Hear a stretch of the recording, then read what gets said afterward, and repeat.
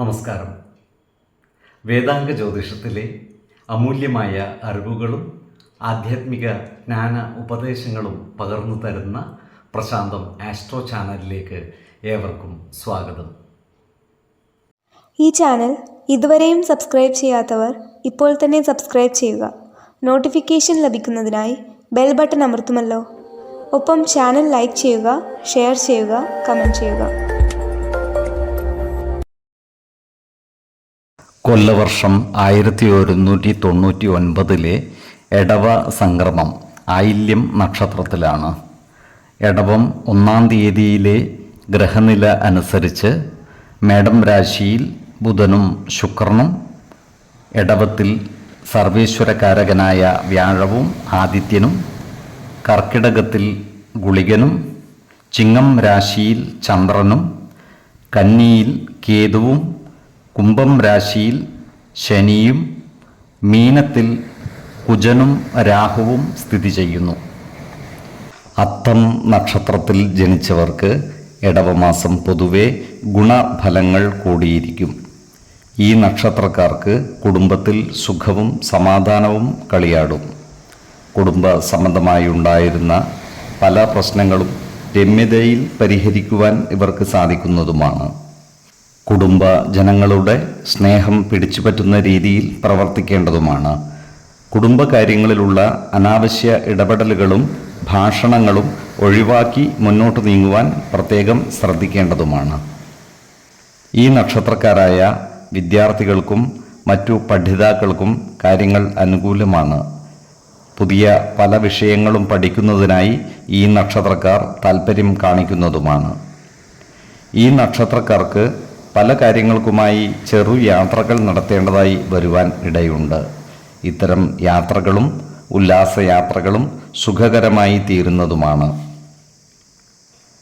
ഈ നക്ഷത്രക്കാരായ യുവതീ യുവാക്കളുടെ പ്രണയകാര്യങ്ങളിൽ പുരോഗതി ഉണ്ടാകുന്നതാണ്.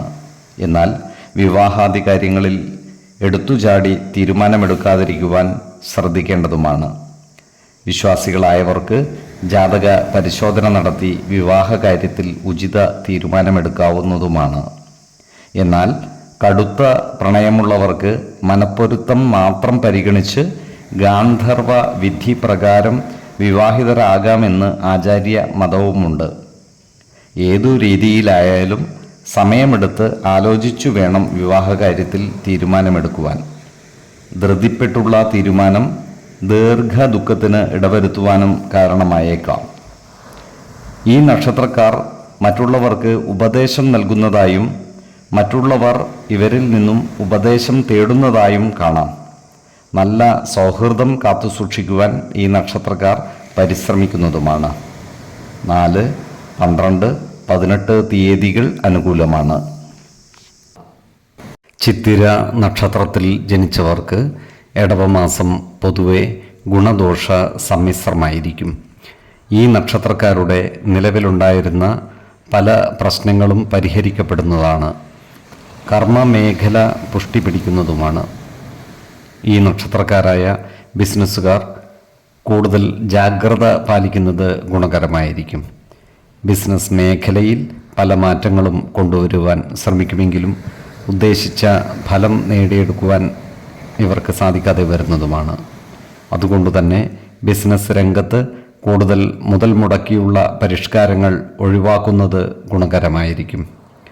സാമ്പത്തിക കാര്യങ്ങൾ കൈകാര്യം ചെയ്യുമ്പോൾ പ്രത്യേക ശ്രദ്ധ പുലർത്തേണ്ടതുമാണ്.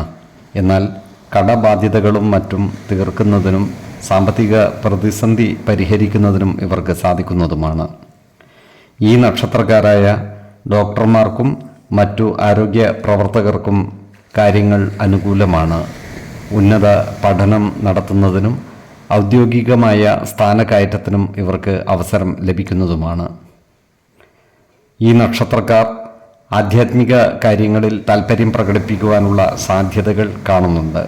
ദേവാലയങ്ങളും പുണ്യസ്ഥലങ്ങളും സന്ദർശിക്കുവാനുള്ള അവസരം ഇവർക്ക് ഒത്തുവരുന്നതുമാണ്. ക്രിയാത്മകമായ പ്രവർത്തനങ്ങളിലൂടെ ജനമനസ്സുകളുടെ അംഗീകാരം നേടിയെടുക്കുവാൻ ഇവർക്ക് സാധിക്കുന്നതുമാണ്. ഏതു പ്രശ്നങ്ങളെയും പ്രതിസന്ധികളെയും ആത്മവിശ്വാസത്തോടെ നേരിടുവാനും വിജയം വരിക്കുവാനും ഇവർക്ക് സാധിക്കുന്നതാണ്. ഈ നക്ഷത്രക്കാർ ആരോഗ്യകാര്യങ്ങളിൽ ഒരു പ്രത്യേക ശ്രദ്ധ പുലർത്തുന്നത് ഗുണകരമായിരിക്കും.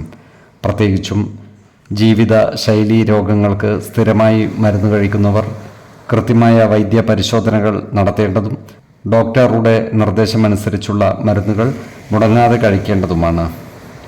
3, 12, 27 തീയതികൾ അനുകൂലമാണ്.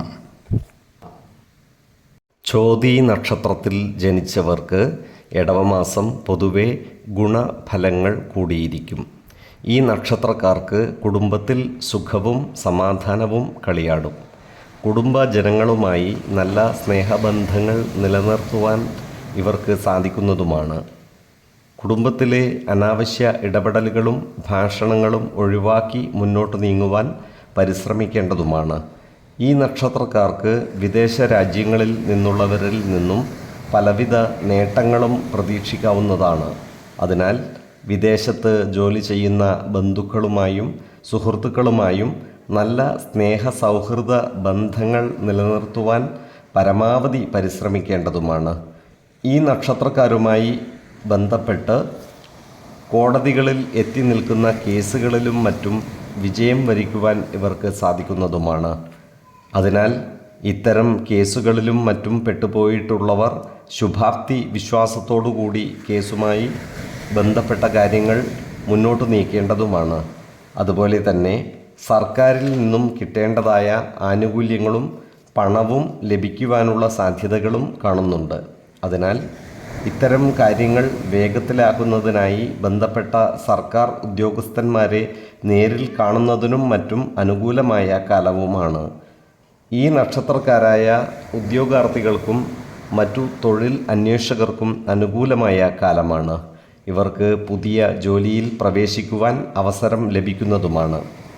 സർക്കാർ, അർദ്ധ സർക്കാർ സ്ഥാപനങ്ങളിലോ മറ്റു സ്വകാര്യ സ്ഥാപനങ്ങളിലോ വരുന്ന തൊഴിൽ അവസരങ്ങൾക്കായി അപേക്ഷ സമർപ്പിക്കുന്നതിനും പരീക്ഷകളിൽ വിജയം വരിക്കുന്നതിനും അനുകൂലമായ കാലവുമാണ്. ഈ നക്ഷത്രക്കാർക്ക് എല്ലാ മേഖലകളിലും ചിലവ് വർദ്ധിക്കുവാനുള്ള സാധ്യതകൾ കാണുന്നുണ്ട്.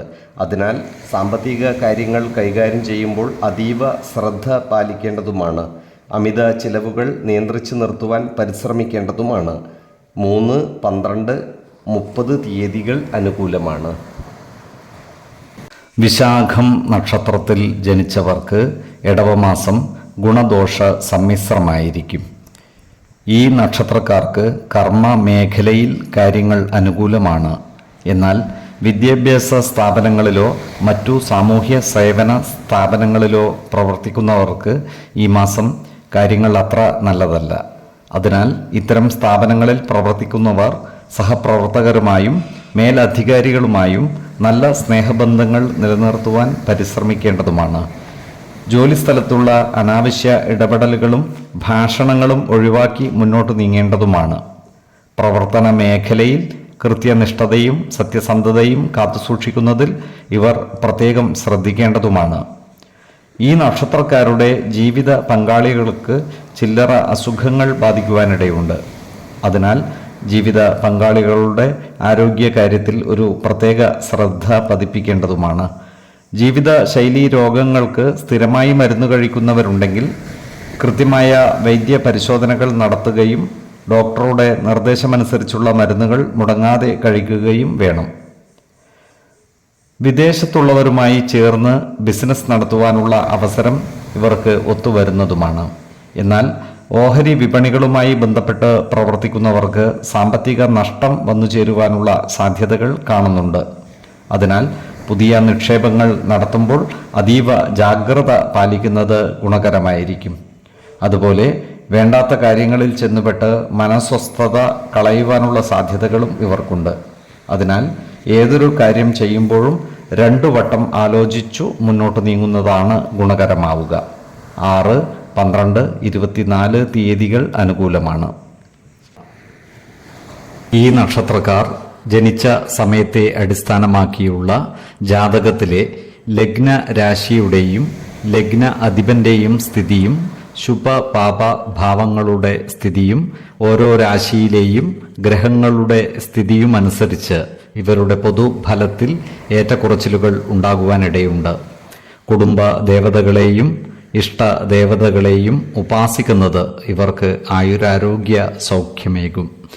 ഇഷ്ടദേവതാ മന്ത്രം 108 തവണ ദിനംതോറും ലിഖിത ജപം ചെയ്തു വരുന്നത് ഇവർക്ക് സർവ ഐശ്വര്യങ്ങളുമേകും. നല്ല വ്യക്തി സാധനകളോടെയും ഉപാസനകളോടെയും മുന്നേറിയാൽ സർവേശ്വരാനുഗ്രഹത്താൽ ഇവരുടെ സർവകാര്യങ്ങളും മംഗളകരമാകും. നന്ദി, നമസ്കാരം. ജ്യോതിഷരത്നം പ്രശാന്ത് കണ്ണോം.